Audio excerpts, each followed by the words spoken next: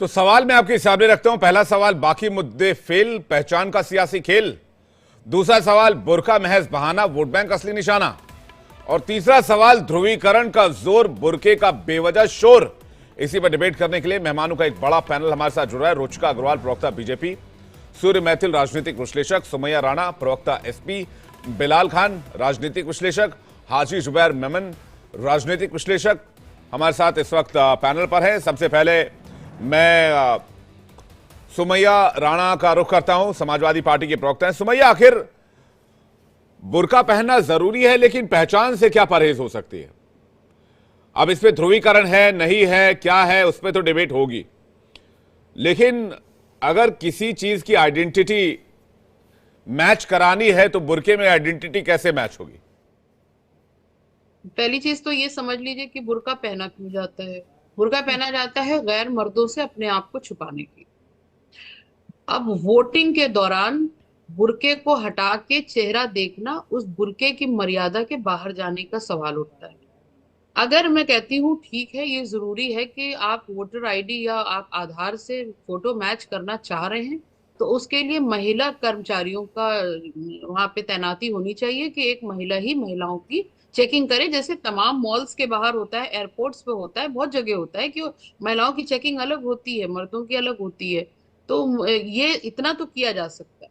लेकिन इस तरीके से आप अगर कोई नहीं अपना चेहरा दिखाना चाह रहा है, बहुत सी खवातीन ऐसी होती हैं जो पर जैसे मैं ही हूं, मैं चेहरा खोल करके ये स्कार्फ बांधती हूँ।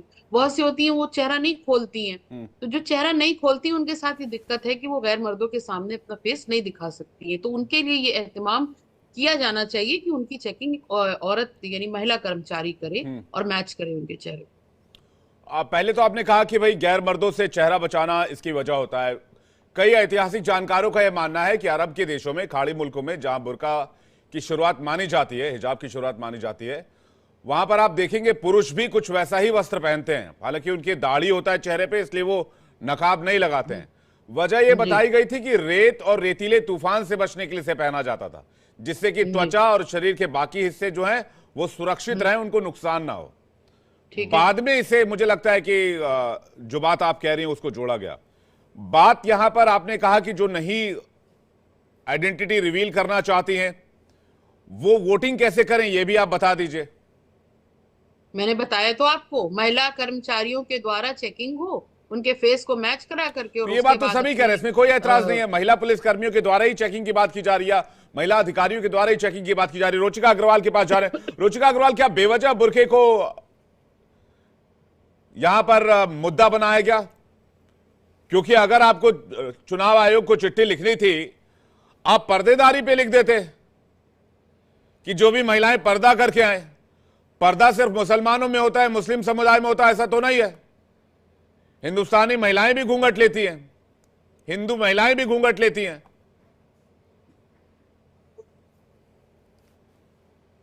वंदे मातरम, मेरी सबको राम राम। सही कहा आपने विवेक जी। पर्दादारी तो हर हमारे यहाँ हर पंथ में है, लेकिन अगर उस बुर्के को एक आड़ बनाया जाए वो गलत है। अगर चेकिंग हो रही है, जैसे अभी बैठी है हमारी बहन यहाँ पर एसपी से, अगर ये बैठी है यहाँ पर तो ये भी तो टेलीविजन में सबके सामने आ ही रही है ना। अगर इनको जरूरत लगी और इन्होंने अपना चेहरा दिखाया है तो ये सामने आ रही है।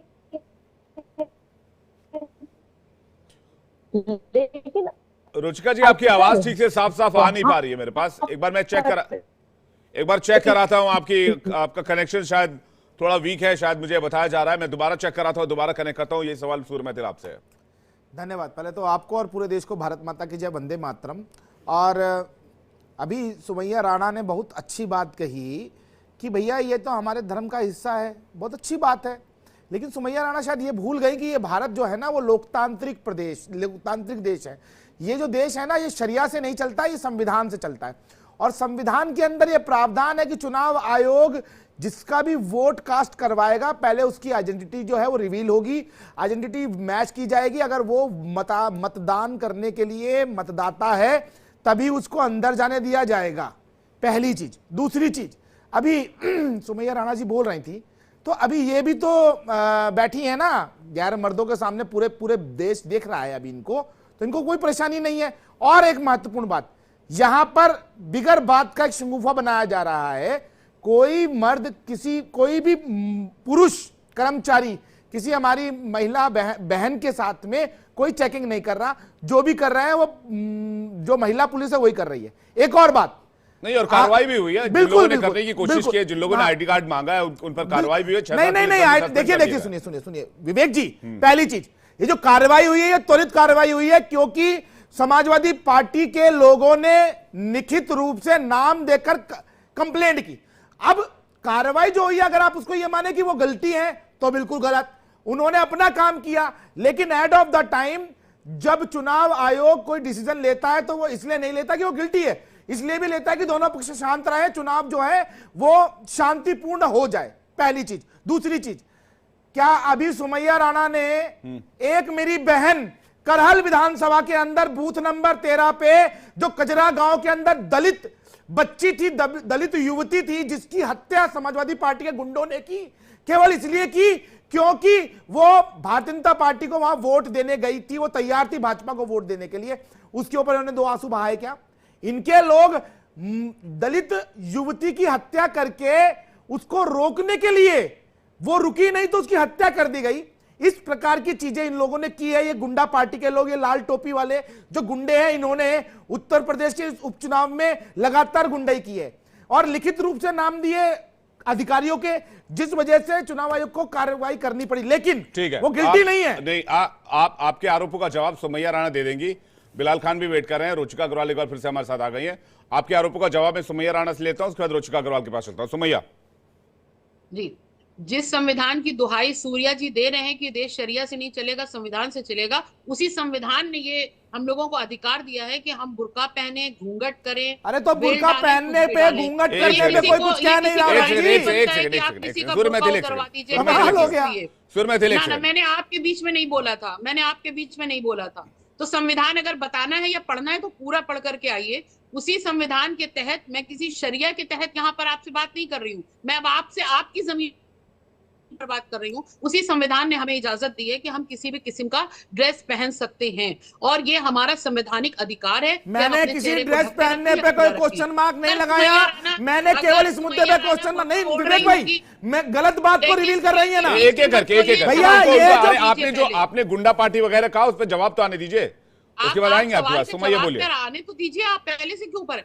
और अगर सुमैया राणा पूरा बुर्का ओढ़ेंगी जिसपे सिर्फ आंखें दिखेंगी तो कोई मेरा बुर्के को हटवा नहीं सकता है, किसी में हैसियत नहीं है। पहली चीज तो ये समझ लीजिए। और दूसरी चीज, आप जिसको गुंडा पार्टी कह रहे हैं, ये जो कारनामे भारतीय जनता पार्टी अंजाम देके और दूसरों के कंधों पर लादने की कोशिश मतलब कर रही दलित है, बच्ची की हत्या आप लोगों ने की। अरे भाई साहब सुन लीजिए ना, आप जब बोले तो सुन रही थी। दूध और पानी का पानी हो जाएगा। पैनलिस्ट का रेस्पेक्ट कीजिए प्लीज। जिन लोगों ने हाथरस की बेटी को रातों रात जलवा दिया हो पेट्रोल डाल करके, आज वो घड़ियाली आंसू बहाने के लिए बैठे हुए हैं और आप किस तरीके से गुंडा पार्टी बोल रहे हैं। आपके यहाँ सबसे ज्यादा बलात्कारी, आपके यहाँ सबसे ज्यादा फिरौती लेने वाले, जो ये अगवा करने वाले लोग, आपके यहाँ सबसे ज्यादा भ्रष्टाचारी, और उसके बाद आप समाजवादी पार्टी के लिए बात कर रहे हैं। अभी करहल का भी जो सच है वो दूध का दूध पानी का पानी हो जाएगा। ये छटपटाहट 2024 देखिए, इसलिए मैं बार बार कहता हूं कि जब आप मुद्दे से डिविएट होंगे तो डिबेट दूसरी तरफ जाएगी। बात आज मैं कर रहा हूं कि भाई क्या नकाब ओढ़कर कोई भी शख्स जाकर वोट कर सकता है क्या? हाँ, तो सूर्या जी, सूर्या मैथिल जी को भी मैं कह रहा हूं, आपको भी कह रहा हूं। आप लोग ये जाएंगे दूसरा टॉपिक लेके आएंगे, इसको इस टॉपिक संविधान की दुहाई दे दी। नहीं रुक जाइए, संविधान की दुहाई दे रही थी। मैंने किसी बुर्के पे प्रश्न नहीं उठाया, मैंने इस बात पे प्रश्न उठाया है कि आप बुर्के में आएंगे और आईडी दिखाएंगे तो वोट नहीं डालने दिया जाएगा। एक सेकंड, पहले आपके चेहरे को वेरीफाई किया जाएगा कि आप ही वो व्यक्ति है कि नहीं है। रुचिका अग्रवाल के पास मुद्दे पर रुचिका अग्रवाल, संविधान हमें बुर्का और हिजाब करने की इजाजत देता है। ठीक है, रुचिका अग्रवाल कह रहे हैं, कुछ कहना चाह रहे हैं। रुचिका अग्रवाल, कल बिलाल खान आपके पास आ रहा हूं। रुचिका अग्रवाल,